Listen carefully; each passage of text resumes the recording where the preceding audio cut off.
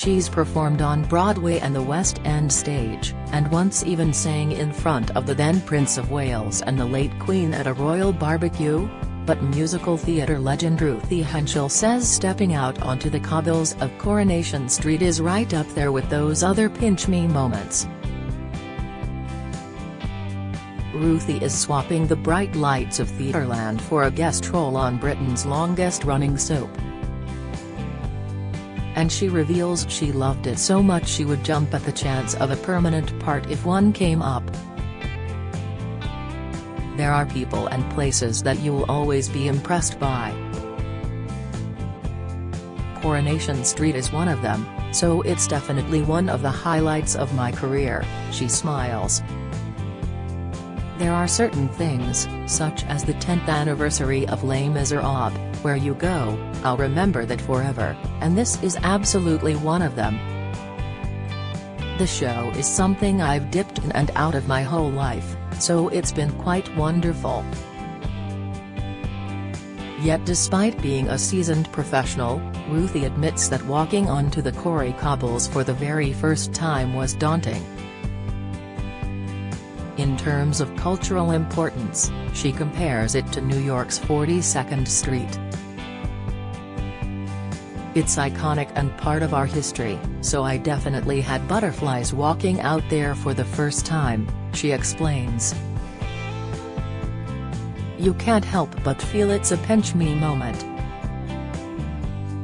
I filmed some videos on my phone, but I didn't take any pictures of myself with the cast.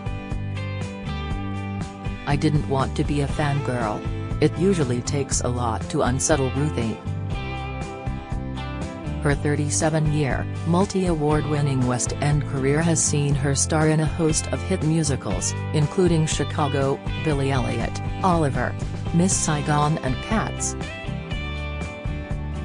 She's a 5-time Olivier Award nominee. She won the 1995 award for Best Actress in a Musical, and she has produced 4 solo albums.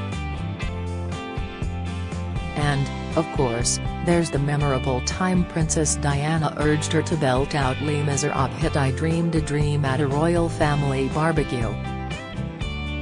Ruthie was dating Prince Edward at the time and was invited along to the traditional summer get-together at Balmoral. I wasn't nervous because Charles had just made me a couple of martinis, which is why I ended up singing in front of the Queen, she laughs. I was feeling no pain, because I was 3 sheets to the wind. It will always be one of my greatest honors. Diana was there, Princess Margaret, the Queen Mum, Edward, and Charles. It was a particularly wonderful era. They were all bloody delightful and very welcoming, and I have nothing but nice things to say about them all. The Queen in particular was lovely. Here I was, this chorus girl dating her son. It must have been her worst nightmare. But she was really good to me. She always talked to me about things I would know something about.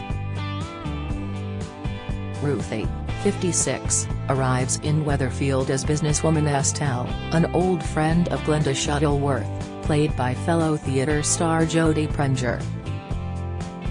The two reminisce about their times performing on cruise ships together, before Estelle attempts to talk Glenda into buying into her theatre school franchise. Ruthie says, "They phoned and asked if I would do it, and, once I read the script, it was a no-brainer. It was such fun, and I had a bit of a sing-song with Jodie.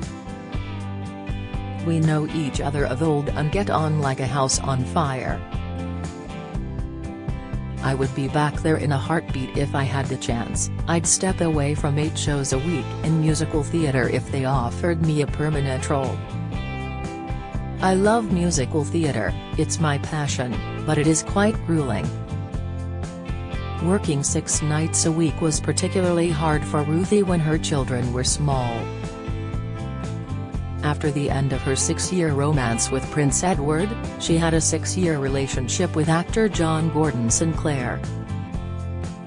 Then, in 2001, she met Canadian singer Tim Howard, her co-star in the West End production of Peggy Sue Got Married. The couple went on to have 2 daughters, Lily and Dolly, but the marriage broke up when the children were small. Ruthie says candidly, "You feel like you have failed enormously because you haven't been able to fix what needed fixing. I can't tell you how much money I've spent on couples counseling, just trying to jam a square peg into a round hole, because I have 2 children. But if you're unhappy, you're unhappy." The divorce left Ruthie relying on family, friends and a nanny as she tried to juggle her career with being a single mum. "It was very difficult when the girls were younger," she says. "I absolutely love what I do, so you'll never hear me complaining, but it's full on and it does take over your life. Their dad wasn't really around, so I was very much on my own in every way. The hardest thing was the guilt. I had to work to pay the mortgage, but it meant I wasn't there in the moments that I really wanted to be, like picking them up from school and putting them to bed at night. I would call them from the theater to say goodnight and they'd get upset, which was hard. At times they lived in dressing rooms when I didn't have childcare." When Lily was 4 months old, Ruthie rejoined the cast of Chicago and was often obliged to bring her baby to work, handing her to her dressing assistant when she went on stage. "I was running off stage for costume changes and she would hand me Lily while she changed me," Ruthie recalls. "I remember one particular time Lily started crying as I handed her back to my dresser. I went back on and felt absolutely paralyzed, because all I could hear was her screaming at the side of the stage.